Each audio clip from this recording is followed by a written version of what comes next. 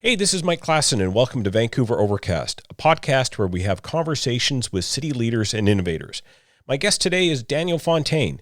Daniel is a longtime collaborator and friend. By day, he is the CEO of BC Care Providers Association, as well as being my boss at that organization.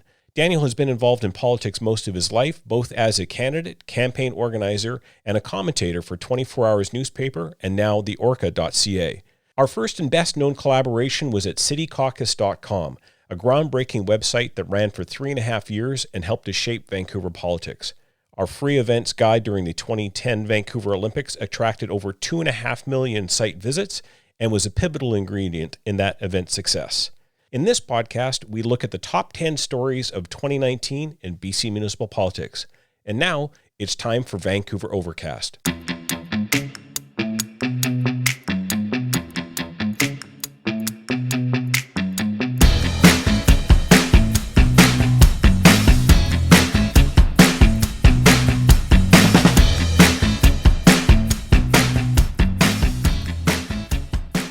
Welcome to Vancouver Overcast. I am extremely excited to have a longtime collaborator of mine sitting across the table from me on the mic today. I've got Daniel Fontaine. Welcome, Daniel. Well, thanks for having me on, Mike.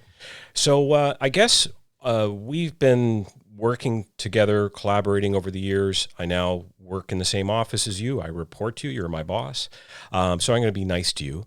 I always am anyway. Of course. But we have done a lot of work together over the years, and I think probably most famously, for at least in the public mind and people who are watching politics, the work we did for about 3.5 years on citycaucus.com.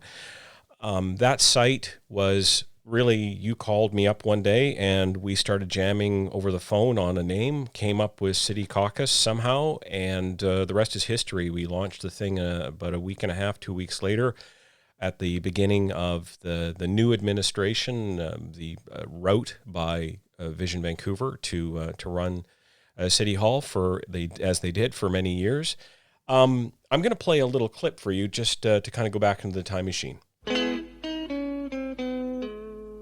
Hey, you're listening to City Caucus Cast featuring Daniel Fontaine and Mike Klassen of citycaucus.com. It's the end of 2010, and as a special feature, we're taking a look back as well as a look ahead at city politics in both Vancouver and the metro region. In part one of our 5-part discussion, we look at the stories that define the year in politics for the city of Vancouver.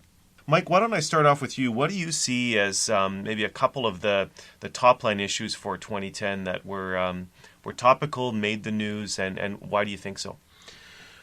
I think the Olympic Village has to have hit the top. It really was a story that it defined this administration. It has had a blast radius that has crossed over a decade of politics. If you go back to the previous two councils, they've all been dragged into this rather large and costly vortex that the city has gotten itself into on Southeast Falls Creek. It's a really interesting issue. It's an issue, it will for many people probably be a case study in the future as to now how not to do these kinds of projects in the future. I think for me, the Olympic Village, you raise a good point. For me, the Olympic Village was really interesting in how Gregor Robertson and Vision Vancouver initially used it to get elected and thought they probably could ride that horse for 3 years, and then within a couple of years it's almost become kind of like a ball and chain. It's like now dragging them back, and they're now seeing that in the poll results that the public is holding them accountable for some of the decisions at Olympic Village. So I agree with you. I think that was definitely one of the top issues in 2010. Yeah, so there you go, a little bit into the time machine for us. And amazing to me to think that we were doing our very first podcast 9 years ago this month. Just think of what we could have been if we carried on with that podcast. How wealthy we could have been had we just continued to go down the road of doing podcasts. But yeah, absolutely. It was 9 years ago. When you think back to citycaucus.com, what do you think of the first thing that comes to mind? What do you remember the most about it? I think for me, what I remember the most about it was basically helping to set the agenda for the day at City Council. And I think I only really realized that after City Caucus was gone, because I still actually do have friends who are within Vision Vancouver and some folks who are on City Council there. And they indicated to me that, every morning they'd come in and they would do their caucus meeting. And one of the first things they'd do is get the printout of what had City Caucus been saying that morning or that night or the evening before. And that to me really brought everything home, that the work we were doing was really agenda setting. It was actually changing the way that City Hall was operating. So that was pretty rewarding. I don't think there's been a site that has been like it ever in British Columbia that I can recall. You know, we started doing City Caucus, but there had been Public Eye Online. Sean Holman had this hugely popular site about Victoria politics for years. I call him the godfather of blogging, political blogging in BC. I went back and looked at a few of the stories from the end of 2010. Now, 2010 was a real watershed year for us because we had come off the Olympic high, 2.5 million page views during the 6 weeks of the games, unbelievable traffic. We held on to that for a long time. During the months that followed, we were doing 150,000 page views a month. It started to ebb off a little bit over time, but we had such a following then. And the stories, like you say, there was a story, and we'll talk about it a little bit later, about brown envelopes that were being dropped off at my place. But what I remember going back to a few of the stories from that period is there had been a really tragic fire in East Vancouver. Some basically homeless guys had died inside of a house fire. The leadership of the BC Liberal Party was now happening. Gordon Campbell had stepped down, and so now there was a leadership starting to happen with people like Kevin Falcon and Christy Clark. We were going out there and putting out questionnaires, asking the Liberal leadership what they intended to do for cities. And I know that we were vehemently anti-sprawl. I mean, there was so many things that we were doing on that site. And of course, a lot of people just thought we were being cheeky. Of course we were in politics. But I look back on it and I go, really, that was some pretty incredible work that we did back then. Yeah, and I think the other thing that was very rewarding and kind of look back and very proud of is how many of the stories that we broke on City Caucus that ended up getting published and rebroadcast in the mainstream media. And I think that was a real testimony to the amount of research you and I did. And I mean, we won't want to bore our listeners with how many hours we spent going through various FOIs and doing interviews and actually phoning city staff. And also, we both had connections within City Hall, and having worked there as the chief of staff for Mayor Sullivan at the time, I mean, I knew a lot of people, and they felt comfortable contacting me, and they were very frustrated with what was going on, and that helped to fuel, at least for the first couple of years, for City Caucus, kind of some of that edge in the stories we had. But as you pointed out, the Olympics really did bring us on a whole other different level. I mean, we got a gold medal that year because we definitely, from the numbers of people who listened and tuned in, was fantastic. So, why do you think we hit such a sweet spot during the Olympics? Well, I think if you go back in the time machine and you remember our discussions around that, is I was privy to, because I had went with Mayor Sullivan to the Torino Olympics. So I got to be there when he did that infamous twirl in Torino and captured so many people's attention and their hearts and minds. And I was there, and I was briefed on how many different pavilions were coming to Vancouver. And I got to meet with so many officials, and I got to see the excitement in Torino. So I knew at that point that if someone or something could tie and put all those pavilions together, that we could find a way to get people who really wanted to participate in the games but didn't have any money, give them an opportunity to do that. So that was essentially the genesis, the kernel of an idea. And then we just started collecting information on the various pavilions that were coming in, and you did a lot of interviews and phone calls, and so did I. And I think we started with, I can't remember how many. 15. Yeah, 15 things, or 20. And got up to about 50. 50 at the things end. that you could do for free or almost free. Absolutely. And it wasn't, again, everything kind of evolved over time. I think our original concept was simply to put something kind of passive up on the site. People could download a PDF file and learn about where to go. And it just took off. And I remember telling you the story of going downtown to one of the venues one day and getting onto the SkyTrain station from New Westminster heading into Vancouver. And it literally was a surreal experience because everybody on the train had the Where to Be for Free guide. They had it in their hands, and they were, and it was kind of a really cool thing to see all these people going downtown and using that guide as a way to enjoy themselves. And it was Clive Jackson. So I remember now, Clive Jackson, who was the assignment editor at Global TV, which was just off the charts, the biggest news, still is the biggest 6 o'clock news broadcast in Western Canada. And Clive, I think, was a little understandably ticked that CTV, who he was competing with, had the Olympic rights. So they had their own, studio downtown. So what I guess Chris Gaelis and their studio was kind of off site, but they were at one of the pavilions. They might have been at the I can't remember which pavilion, but they were downtown. And then when Clive saw what we were doing and how that was catching on, he said, "We're going to bring these guys on because they've got a great story," and he pumped the heck out of the site. And I remember I was over at Friend's place for dinner, and the site crashed because I was so excited. We were on Global News, 6:00 Friday night, and all of a sudden the site was completely down, and I was calling the hosting company trying to get it back online because we had been hit by so many hits after that newscast that it just absolutely crashed. And you mentioned the guide, just the last little point about City Caucus.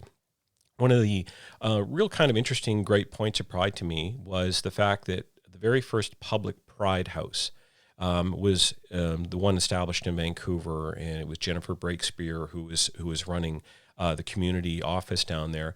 And going down there, having never been there before, we had it on as one of our Where to Be for Free guys, and she came in. She'd never met me before. She hugged me and said people were coming in with their list just to check off that they'd been at the Pride House, and of course, I guess Sochi was the next games, and of course they never had any Pride House there.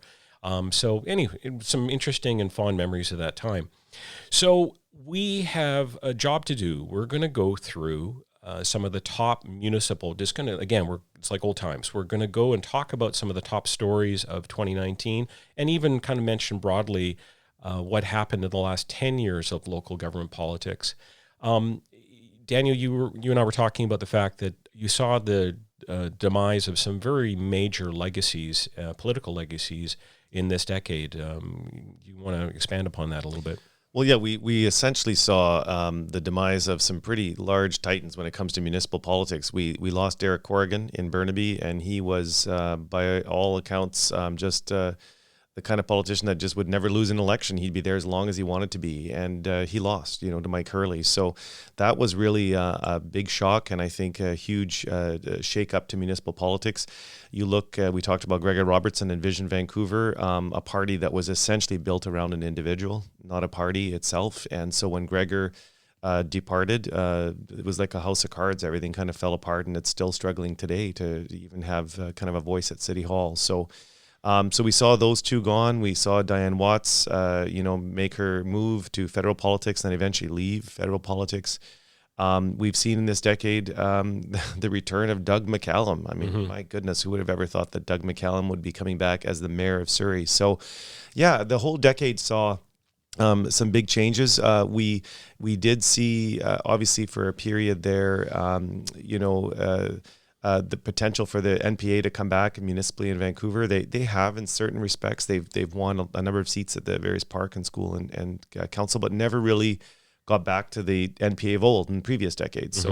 So yeah, a lot of changes in municipal government, but some things haven't changed at all. Yeah.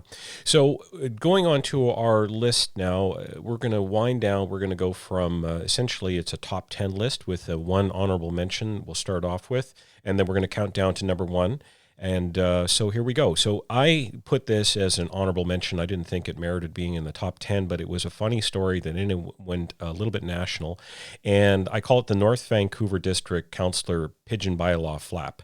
And it was about the fact that there was a city councillor, and I wish I had the name in front of me. And of course, our crack research team should have put this in my notes. There was I guess somebody was trying to stop a pigeon coop being run out of somebody's home, and all of a sudden this became a real distressing moment for North Vancouver District Council. They are an interesting bunch. That council has gained a reputation for setting some roadblocks for new housing. There was some seniors housing that was intended to be built in the district, and they have gone down the route, whether you like it or not, a very populist route of sort of when they feel a little bit of pressure on more density, they are one of those councils that does not want to have it. So I just put that in as an honorable mention. Really not much to kind of add to that other than I think that this is an interesting lesson that you don't run for office just because you want to stop somebody having a pigeon coop in the house next door. Oh, I'm glad you put that one as number 11, Mike. I wouldn't have put that in my top 10, but it's worth an honorable mention for sure.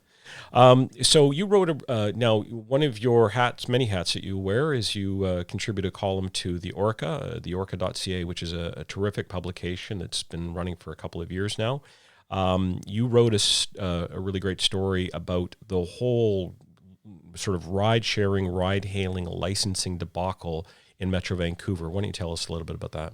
Yeah, it truly is a debacle. So we could see this one coming for the past 5 years. As you know, Mike, if you're trying to get a business license in Metro Vancouver to operate out of more than one municipality, it's very, very difficult. There are only a handful of municipalities that are actually working together to streamline this process. So if you're operating in Richmond and Langley and Poco, you don't have to get 3 different business licenses. So that's essentially the problem.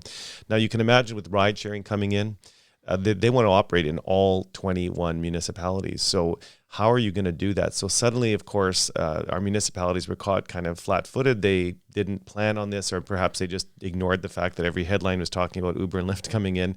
And suddenly they're setting up all these different regimes, and every single municipality was setting up different rates, different fees. Surrey was saying they don't want it all together. Other cities were charging I think $500 a car. It was just a complete utter mess. And I wrote about this in the Orca and also indicated that if for some reason Uber and Lyft were able to result in our municipal governments being able to find a way of having one metro license scheme, the biggest legacy of ride sharing would not necessarily be the fact that you can get from point A to point B at a low cost and actually get a ride home. It would be the fact that we now have a Metro Vancouver licensing scheme that could be applied to other businesses as well. And I'm pleased to say that right after, of course, my column had everything to do with this. I wrote my column, and a week later, of course, all the municipal folks got together. I wish I could take credit for that. But they did meet, and they are now looking at a Metro license, with the exception of Surrey, who still is the holdout, and Surrey says that they don't want to participate.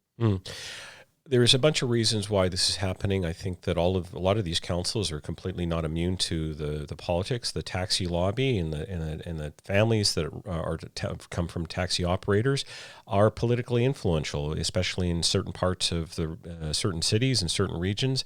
I also get this feeling that there's certainly a political and social narrative around whether ride hailing is something that people aren't being paid enough, or whether it should be unionized. I know some of the big unions have talked about it a bit. Yeah, you hit on 2 points, and I would also add a third one. And there's also an environmental piece to it as well, because a lot of climate change activists and environmentalists are saying that ride hailing and ride sharing is a very bad thing for the environment. And they're talking about added congestion on the roads and additional carbon emissions. So it's got a lot of speed bumps ahead of it in order for it to actually be successful. But I'm pretty confident once the licenses are issued by the province that a year from now, if we're doing a podcast looking back in the year 2020, we will have ride sharing, and it will be extremely popular in the Metro Vancouver area. And not a minute too soon. So I'm going to move on to story number 9. Now, this one slipped past the radar of, I think, probably most political observers in local government politics, but this one I call Greg Moore's Happy Trails.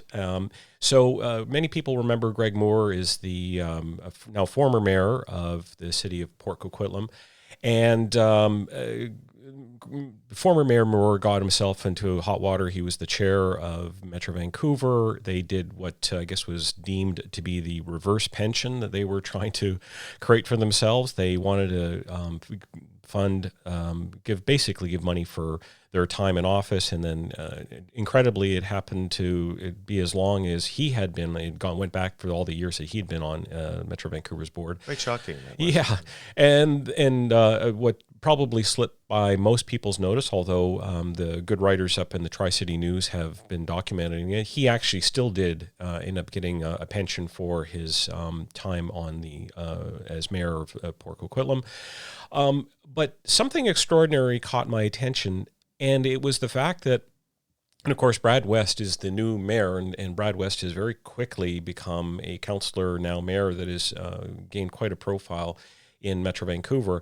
But very strangely to me, regardless of what you think about Greg Moore's accomplishments, that the fact that the council brought him back about a month or so ago remember, this is not even barely a year after he has been out of office, and they brought him back to give him the Freedom of the City Award. And furthermore, they went on to name a park trail after him. So there's now a Greg Moore Trail somewhere. And these are the kinds of things that you tend to give to people who've had not only long service, but have been out of government for a long time. And I think to this day, there's not a George Puel Trail anywhere. There's not a Mike Harcourt Park. Not a Gordon Price Way. So the fact that happened, it adds a real puzzle to me. I mean, and so I only bring it up because it's the kind of stuff that would make people's hair stand on end.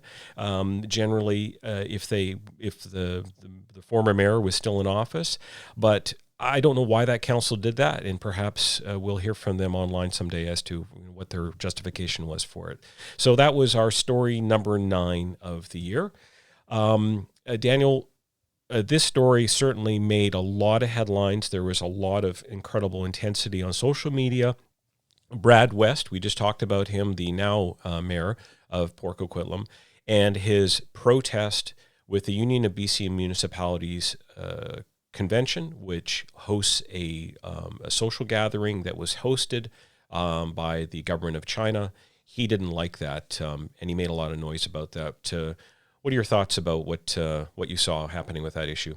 Well, given the size of POCO, I'm just first of all shocked that they've already had 2 of the top 10 listings. So we're moving out of the Tri-Cities forthwith. Oh, good. Well, they're definitely punching above their weight. Yeah. But I will say that Brad, Mayor West, definitely fancies himself, I think, as a future leader, perhaps at the provincial level. I think there's been a lot of speculation and talk about the fact that he sees himself as the next NDP leader. And so he's kind of positioning himself publicly. And he's been very smart in terms of the politics of this. He has tapped into a nerve. There's this anti-China kind of flavor of the month going out there, and Brad's just riding that. And Brad has captured the media's attention, and whenever there's anything that happens with China, they go to Brad, and the camera's there, and his name's spelt right, and he's getting a lot of attention for it.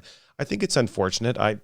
I must say I'm not a fan of Brad's approach to this. I think that there are some other people who have raised some really good concerns, legitimate concerns around the impact of China and the kind of the money coming in from offshore, all that kind of stuff. But unfortunately, I don't put Brad into that category. I think it's kind of a bit of ambulance chasing for me, in that he likes to get the cameras and likes to get the 6 o'clock news and the clip.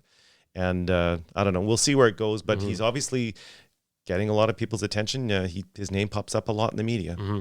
Well, he would probably argue that he's doing it for all the right reasons, but I do remember the story very much arose out of home prices, and that he was making that direct line that Chinese money laundering was the reason why. And there's a huge constituency that believe very strongly that that's the case. But you got to look back into history in our province, and we have to be really careful. We have a long history in this province of there's racism, and there's a lot of times where you look back at how we treated Japanese who came in to work here to build the railroads, and we look at the anti-Chinese kind of attitudes that we've had over many decades, not just now. And some of this, I'm afraid it's kind of like almost he's reigniting and trying to bring back to the surface some tensions that are there. And I think what I'm looking for in a leader is somebody who can calm things down and try to get people to work together and to better understand, not somebody who wants to kind of throw fuel into the fire and trying to get people to work against each other. So I'm hoping that Brad will put some of his efforts into trying to figure out how to bring this community together and make sure that we all,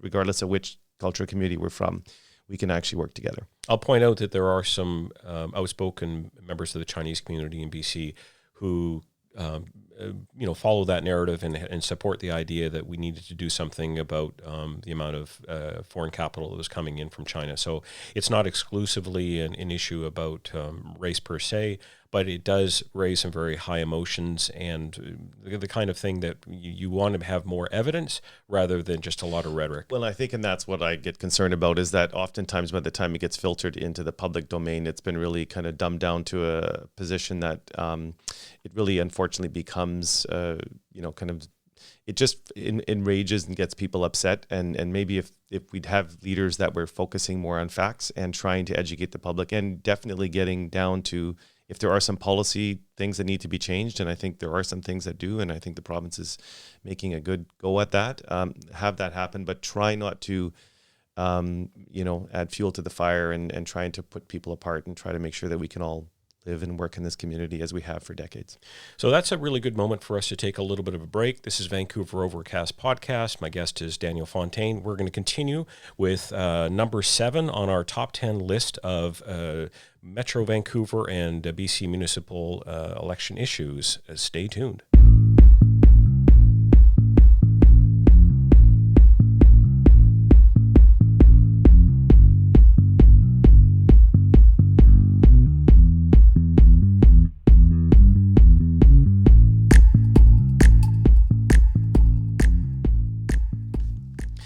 So for our number 7 issue in our top 10 list of BC municipal government stories, we're going to talk about what I have titled the broken election finance rules. So just going back into the time machine a little bit, in late 2017 with the new NDP government, Minister Selina Robinson, whose bailiwick includes local government, tabled and really worked hard to get a legislation put through in time for the 2018 municipal election year. These are new rules that basically determine how much people can donate during election year, levels of disclosure, and there are certain limits that are put on that, and also whether you can give to a municipal organization, electoral organization as they're called, or give to an individual candidate. There are different sets of rules for both. It was a bit of a dog's breakfast, and unfortunately, it looks like people, as we kind of predicted, and I predicted in some columns in the Vancouver Courier, have figured out a way of getting around the rules a little bit. And some stories made the headlines in the last little while that kind of illustrated that. Daniel, can you just talk a little bit about what happened now? Just full disclosure, Daniel Wren is a city council candidate in 2018 for the city of New Westminster with a group called the New West Progressives. And he was, I think, understandably concerned about some subversion of the rules in some ways. And maybe you can tell us a little bit of what happened there. Yeah, sure. So, we did run. We played by the rules. We actually set up a political elector organization called the New West Progressives, and a team of us, there was 8 of us that ran, 4 for council and 4 for the school board.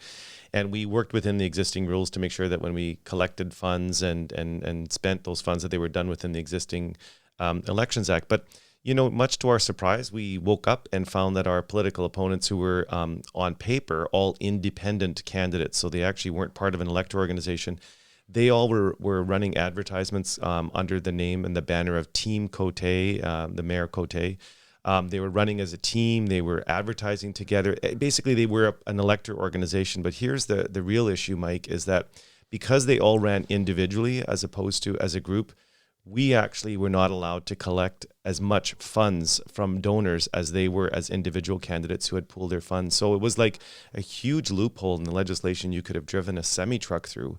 And so I'm hoping, I know we've written, we being the New West Progressives, wrote to the Minister Robinson asking for some changes to close that loophole. So you can't just, I think that was happening in Vancouver as well. I think the Vancouver and New Westminster were the 2 communities where that was most egregious, where you saw, and I'm saying in air quotes, independent candidates running under a team and getting that financial advantage, but basically they were allowed to do it because the rules said they could. City of Vancouver did do a review, and they did flag some of these problems. One of the things that I think impacted you, and it also impacted numerous local government elections in Metro Vancouver, was the ability for groups to run kind of almost parallel campaigns. And I'm speaking specifically of both the Vancouver and the New Westminster Burnaby District Labour Council. And again, this is going to seem partisan, but the fact is that these labor groups can fund and run campaigns, which includes doing get out the vote activity, which includes doing literature drops, and all saying that they're going to support certain candidates and do all the work to try and promote those candidates. And it's not even deemed to be an election expense for the people who are receiving those benefits. It's kind of incredible. No, it's definitely the top 10 for sure, and you've put it in the right spot. And I'm hoping that in 2020 that the minister will revisit this particular piece of legislation, and I'm hoping that the opposition raises their concerns as well, and that hopefully we get better legislation. Look, I think everyone benefits when we have more accountability, transparency around campaign financing. My concern is that piece of legislation actually brought us backwards a few steps in that now people are potentially circumventing the rules, and the public actually doesn't have full awareness as to who is actually financing and funding campaigns, which I think takes us back. And I think if the minister works with folks who are very familiar with the on-the-ground operations, there's a way to improve the legislation for sure. And Dan Fontaine from the Vancouver Sun did a fantastic story, one that I think was long overdue, but kudos to him for breaking the story about all of the anomalies of funding of Kennedy Stewart and the MPA's campaigns in 2018 because of the $1,200 cap.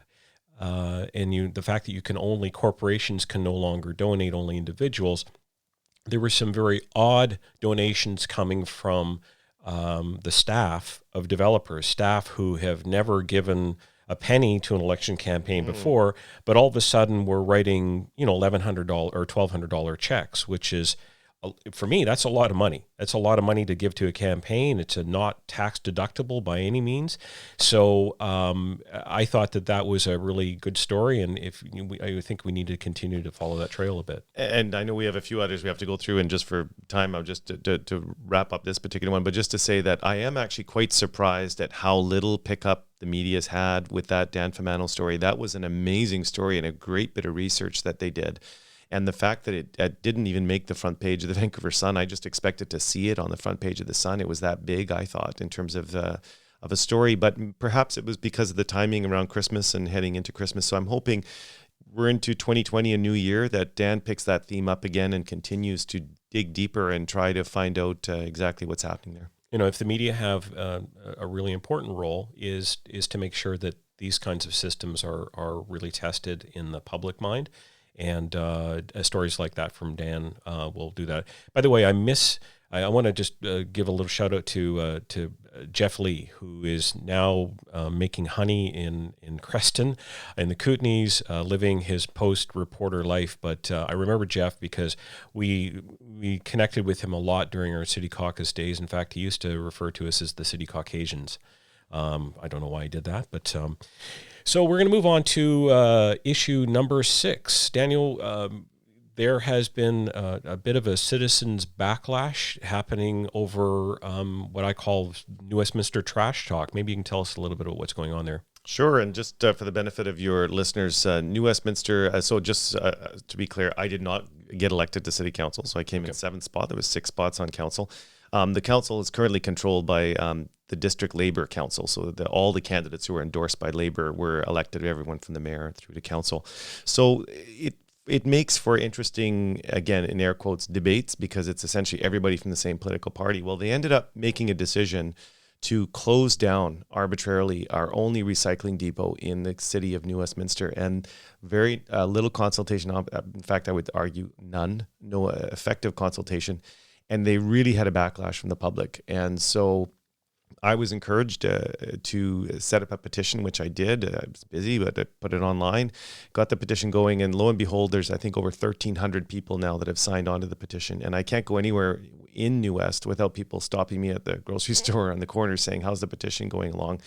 Well, what's interesting to me about the petition, Mike, is I think it has some bigger ramifications for the Metro Vancouver region, and it hasn't kind of made it up yet to the radar. But initially we were told when this recycling depot was closed, it had to do with money and an opportunity to amalgamate services with Coquitlam. Just so you know, it's closing in New Westminster and moving to Coquitlam. So we actually have to go to neighboring Coquitlam to bring our recyclables now.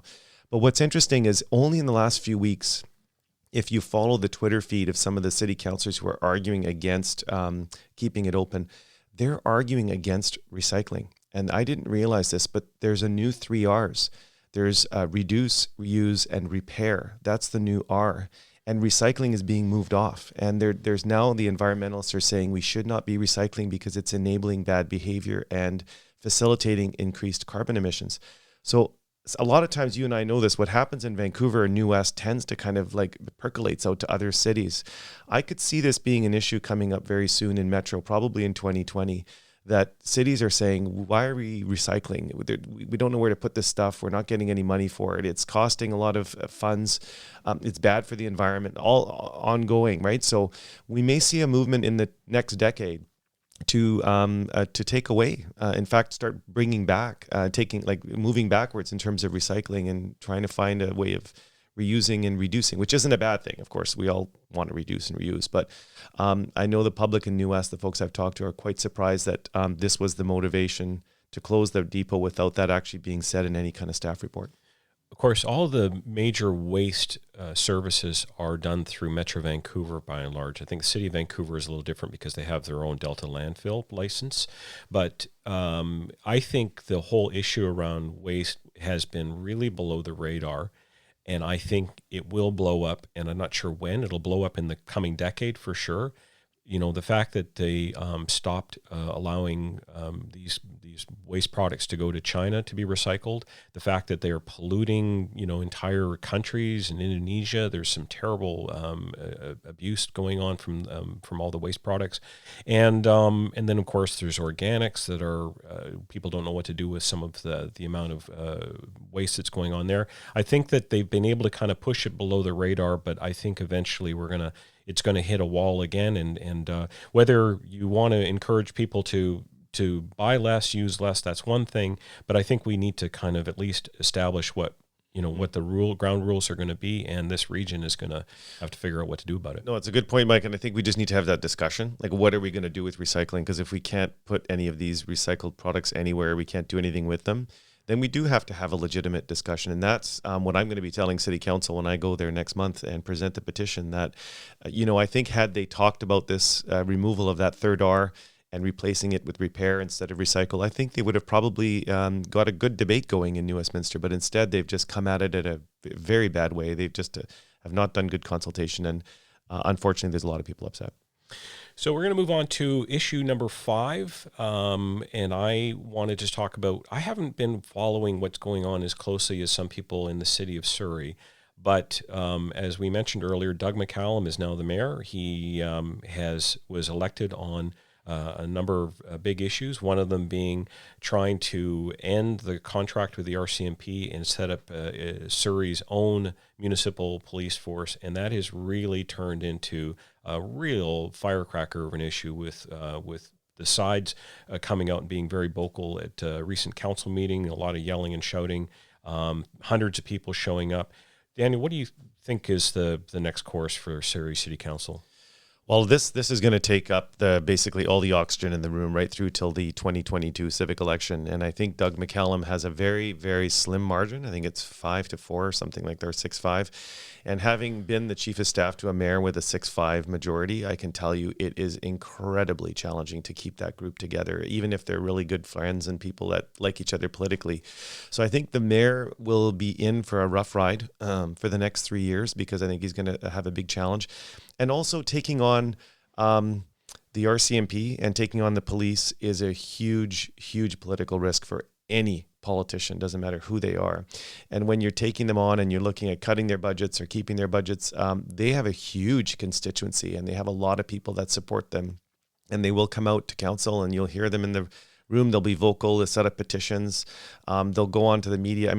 And Doug is now in the heart of that storm. He's dealing with that. And so whether you agree with him or not, he did make that commitment to do that.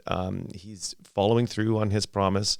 I think based on the folks, anecdotally, the people I've been talking to, I think he does still have a majority of people who'd prefer to have a Surrey police force versus RCMP.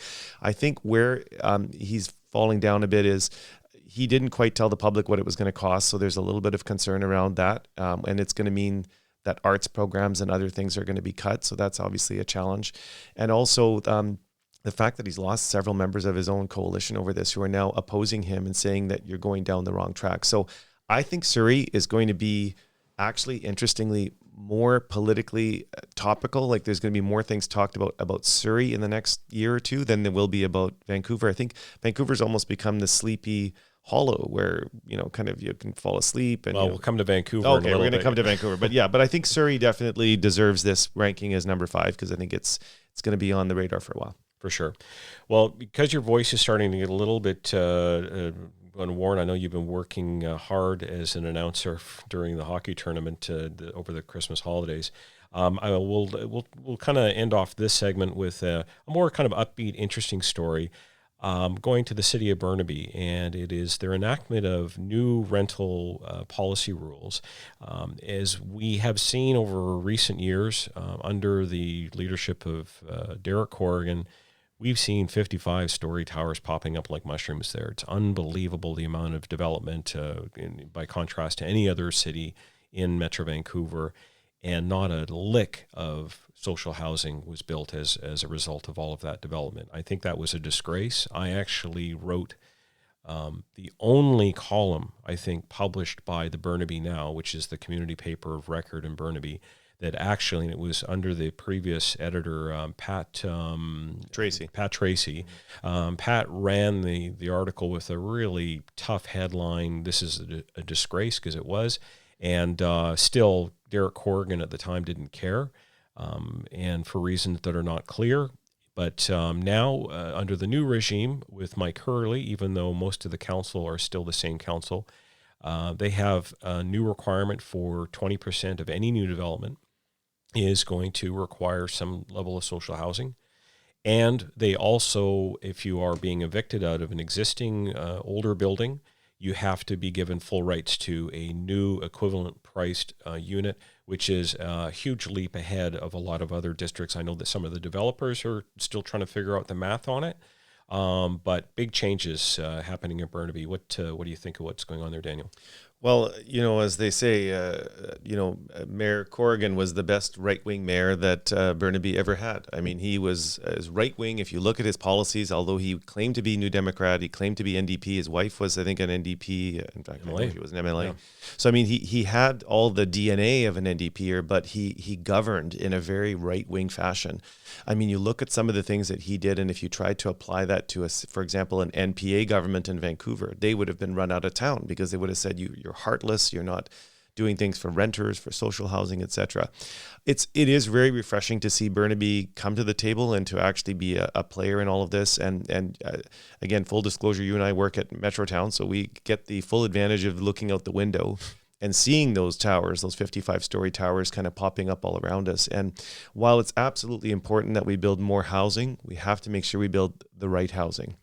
And I think that for far too often, for far too long, we've just said more housing, more supply, but we maybe didn't get the right balance right. And so while supply is absolutely critical to keeping the prices low and making sure we have housing for everyone, you want to make sure you're not building all penthouses or high-end houses. And so people who are actually having to work as teachers and doctors and people cleaning, restaurants and all that kind of stuff, they can live within the community too. And we've really fallen down. So I'm glad to see Burnaby do a little bit of a reversal on that and move forward with some positive policies. So I attended the Housing Central conference that the BC Nonprofit Housing Association hosts, and I think it was one of the chairs of one of the organizations represented at the conference got up and made some remarks, and he said, and sitting in front of him was Mayor Mike Hurley, and he said to the room, and it got a big laugh, who would have thought that a mayor of Burnaby would be at a nonprofit housing conference? And it's true. And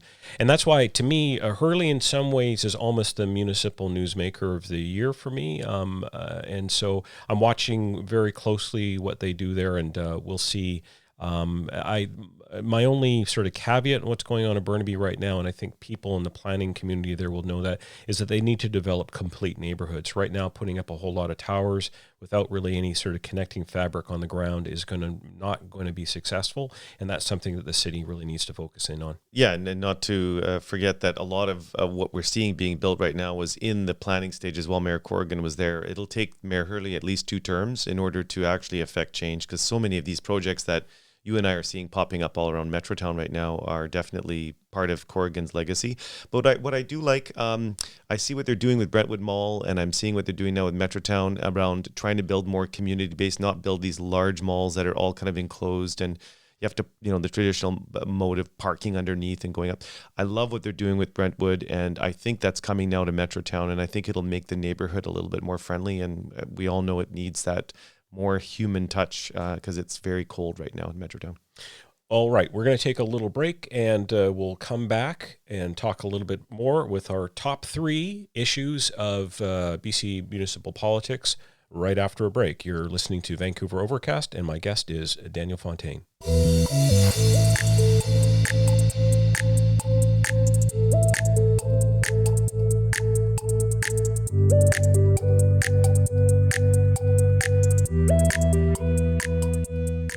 So, Daniel, we're going to move on to the top three in a moment, but I want to just go back into the time machine one more time with a little clip from City Caucus when we actually had a podcast. It lasted a whole week, I think, back in 2010.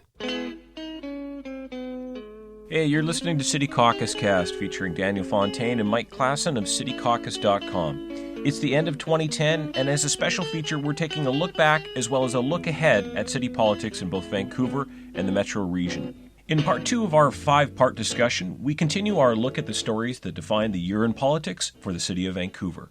The other issue for me this year was we broke that story, the issue of the staff morale. The report that we got, I think, was slipped through your mail slot at 4 a.m, and it was a car speeding off. I mean, I remember how you described it to me. But that report, which showed that senior management within City Hall were very unhappy, and it was a precursor of a larger report that came out later in the year, which showed that not only were management staff unhappy, but basically everyone at City Hall is unhappy, and staff morale is going down. How do you see Gregor or Vision Vancouver and Council turning that around? Is there any way they can do that in the next year? So I'm going to fade that out, but I actually remember that story because it really was a case of, to this day I don't know who, somebody gave us an envelope with an internal survey that had been done of staff, and it showed that morale was going into the toilet.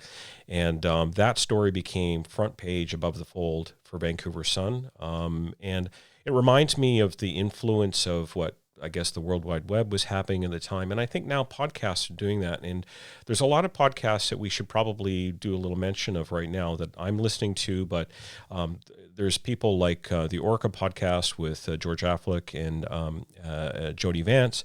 There's Daniel Namoff. And of course, I want to also mention one that in a second, we're going to talk about one that you're going to be getting involved with.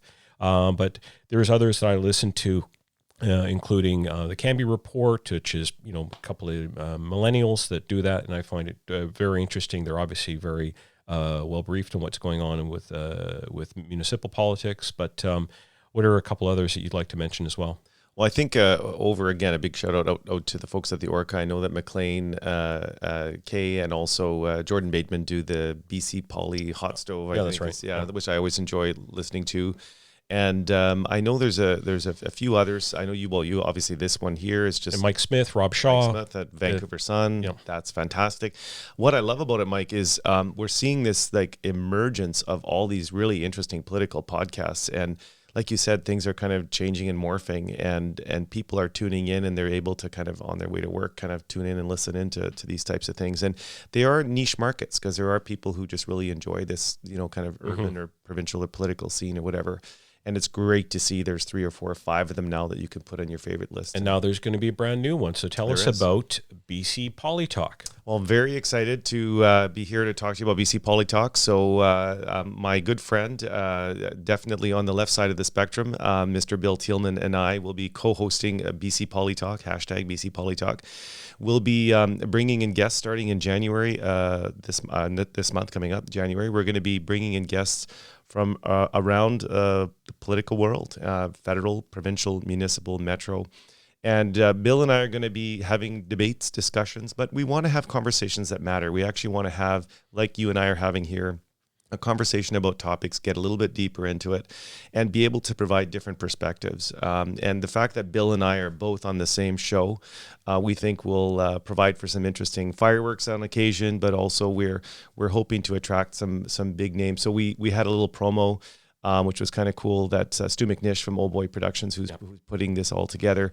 And Stu had, I think, Christy Clark. He's got Bill Vanderzam. He's got, Glenn Clark, Ken Giorgetti. I mean, the list goes on of all these people who've actually gone on camera and said, we're going to be listening to BC Polytalk when this launches next month. So yeah, we're very excited about that. I'm very excited about that. And I saw Lisa Dominato as well. Lisa Dominato and Linda Annis from Surrey City Council. Yeah. Like I said, the list goes on, and you'll see a lot of those promos online, and you'll be hearing the show. Our first podcast comes out in January. Well, Stu does great work, so I'm looking forward to that. So we're going to move on to number 3. Very quickly, very interesting, odd story. I understand the frustration, but Mayor Leonard Krogh over in the city of Nanaimo called out and asked for help from the province to start to institutionalize people who are mentally ill in his city. And there was quite a backlash to it. People thought it was a very dated perspective on how you deal with these kinds of things. But the opioid crisis and particularly mental illness have ravaged so many municipalities in BC. I wrote about it this year, looking at other models in Europe that have been trying to tackle the solution. Daniel, what was your sort of take on what Mayor Krogh was trying to do there? I think what he was trying to do, and it's hard sometimes to read what was going through someone's mind, but I think he's probably just extremely frustrated that not enough is being done to address the issue of homelessness. And as a mayor, you only have so many, tools in the toolbox that you can kind of use to kind of help tackle this issue. And we all know, if we, again, go back in history, and perhaps we don't all know, perhaps people forget this, or they weren't here when this happened, but we had the Riverview kind of mental institution that was housing, I believe, over 1,000 people at one point, I think when it was at its peak, if not more. And when that place essentially closed down, it actually hasn't completely closed down, but when big chunks of it closed down, those people were essentially put out on the street. Government said there'd be those community supports for them to be able to live in the community as opposed to an institutional setting. We all know, looking back now, that essentially that never happened. So they were told that the institution was going to close. Many of them ended up in the downtown east side. And now what's happened is, in smaller ways, in a smaller scale, you're seeing it happen in Maple Ridge, in Mission, now in Nanaimo, in Victoria, and so many other communities where homelessness is now so pervasive, so in your face, it's so there. People can see these people have not got the supports that they need. So I suspect that Mayor Krogh is a bit of a frustration. He's trying to get the attention of the provincial government and is probably hoping that there will be some additional resources and supports coming into the community to address that. Yeah, I've been to Nanaimo a couple of times this year, and I am quite shocked at what I'm seeing. But then again, I'm seeing it in a lot of other cities as well. So we're going to move on to number 2, kind of a funny issue in it, only in that it seems to, you just have to set your watch, and eventually somebody's going to talk about the remuneration for city councillors. But the Victoria Council ended up really kind of ticking off a lot of citizens because they demanded to be paid more for their time there, and then they started to almost suggest that they were going to work to rule because they weren't being paid enough, and there was a big backlash there. Daniel, this story just keeps coming up again and again. What do you think? Well, Mike, let me just generally say that I'm surprised that Victoria Council didn't get all top 10. This is a very odd council. I hear Vaughn Palmer and Mike Smith and Keith Baldry talk about the local council there every so often when they're on the air, and it truly does sound very dysfunctional. It sounds like a very odd group of people who got elected. And this particular story, which made it as number 2 on our top 10 list, it really just speaks to who is running Victoria City Council. And, you're going to get very few people in the public who are going to say and feel any sympathy for you when you applied for a job. You knew how much that job was going to pay you, and then months later saying, oh my gosh, I'm not getting paid enough, I need a pay raise. Again, I don't want to, look, I think public servants, in particular people who are politicians who are working hard, and we know they do work hard, they should be properly paid and properly compensated, but there should be a process to have that happen.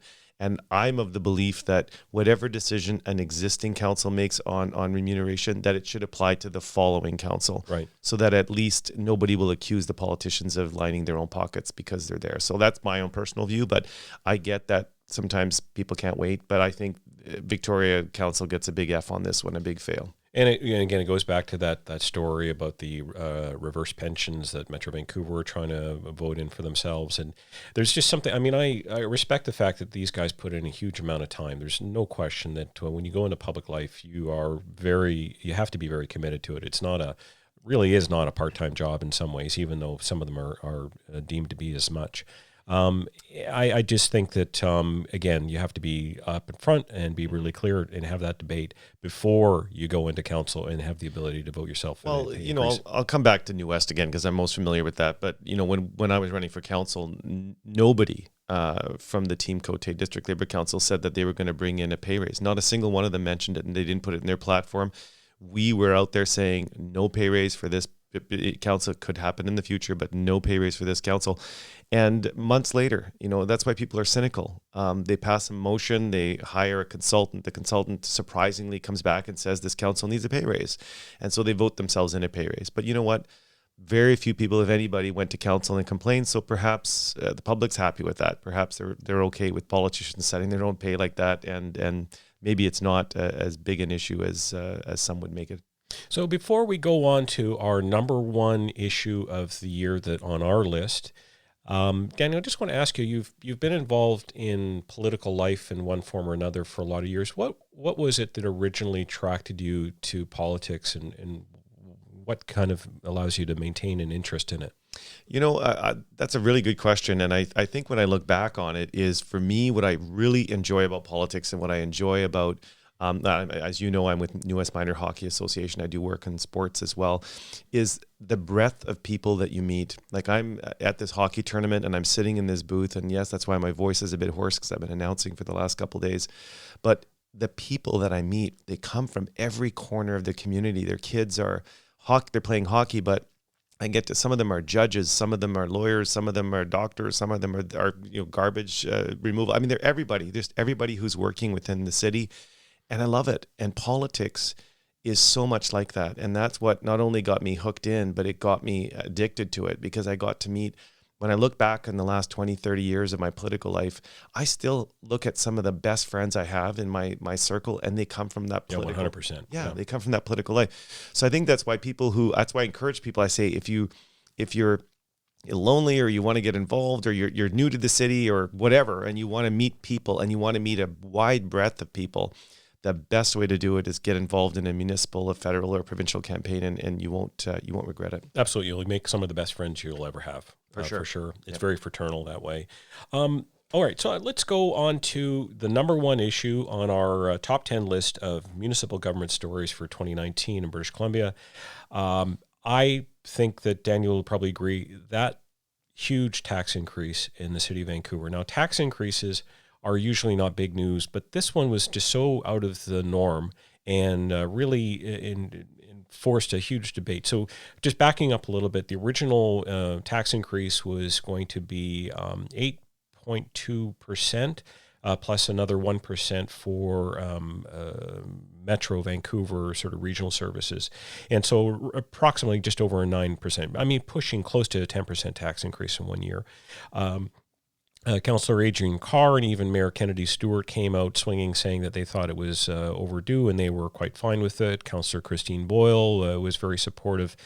The MPA council, and I mentioned Councillor Lisa Dominato, but the whole council really worked hard to try and find ways, putting forward some ideas to try and rein it in. In the end, it wound up being a 7% increase. And with the additional charges coming in from Metro Vancouver. In City of Vancouver, there are some who continue to argue that we don't pay enough property taxes here. But I look at the City of Toronto, they had a 3% increase. I look at Ottawa had a 3%, 2.5%, 3% increase. I don't know what's wrong with Vancouver and why we've become the place that these kinds of things have become acceptable in the norm. Any thoughts? Well, first of all, it's the old classic trick of bring a 9.3% or whatever it was increase, bring it in at 8.5 and tap yourself on the back and say, look what we did. We were able to, bring it down by a percentage. Like, let's get real here. These numbers that we're seeing coming out of Vancouver are absolutely crazy, like absolutely nuts. This is not sustainable over the long haul. And, but politicians will continue to do it as long as the public sits back and pays it and doesn't say anything, and they don't vote them out. So at this point, I mean, I hate to sound like I'm a defeatist, but if the citizens of Vancouver saw what was coming with 8.2 and nobody's at City Hall with their protest placards and everyone's paying it, it'll encourage the politicians like Adrian Carr to do it again and double down, maybe 16% next year. Why not? There's a lot of pet projects that she has, I'm sure within her shopping list. But the thing, Mike, which we haven't talked a lot about, and it's actually a provincial policy that I think is actually muting some of the concern and muting some of the issues that might have transpired from this, is because of the fact that if you're over the age of 55, you can defer your property taxes. That what's happening is A lot of people know they've built up equity in their house, and yes, their taxes have gone up 8%, but guess what? They're not paying them. They're paying a small percentage of percent, I think 1% or whatever it is, interest on that over year. So they're deferring this year after year after year. And what it's doing is it's muting the public reaction to these high taxes. Right. And so unless that's going to be removed, which I don't think that any provincial government would remove that particular policy, you're going to find that for the people under 55 who are homeowners, who are paying taxes and do not have the eligibility of doing this, they're going to be paying the biggest brunt of it. And that's, I think, that story hasn't been told yet. And so the millennials and those younger generations who are buying in, they're having a tough time just getting into the housing market because it's so expensive. And now we're telling them, guess what? You're going to have to pay 8.2%. And guess what? If you're over 55, if you're one of those boomers, you don't have to pay your property taxes. It can be deferred.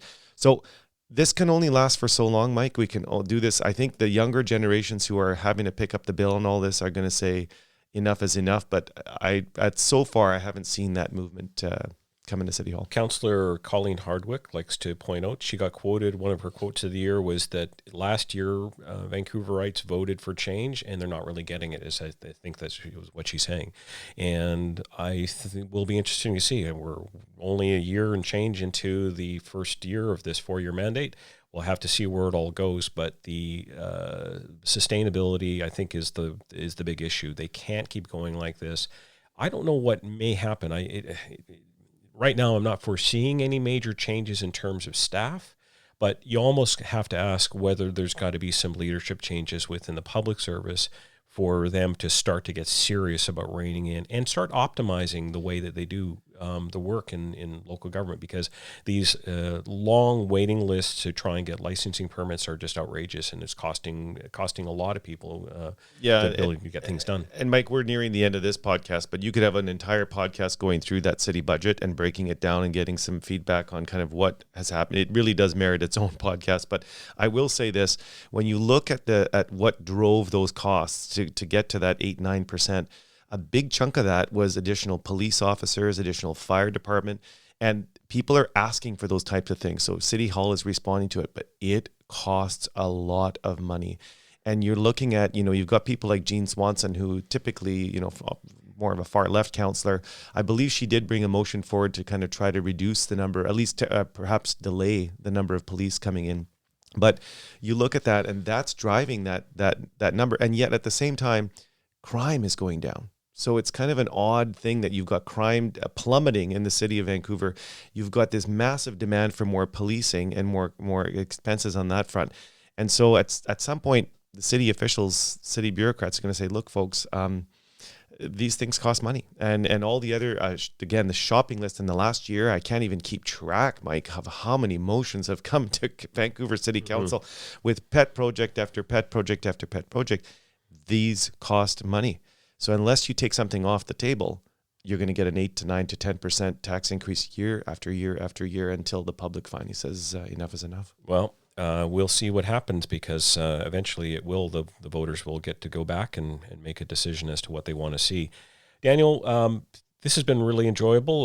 We could have talked a lot more about a lot of other issues, but real pleasure to kind of bring back the city caucus, the city Caucasians, to be able to talk about local government. Let's do it again sometime, and all the best with BC Poly Talk. I know I'm really looking forward to hearing you and Bill talk, and we'll see what happens. And so all the best, and we'll see you in the new year. And congratulations on the new podcast. And I'm now a regular subscriber and listener, and I look forward to hearing some of the other guests as well. So thanks for having me on. Awesome. Thanks, Daniel.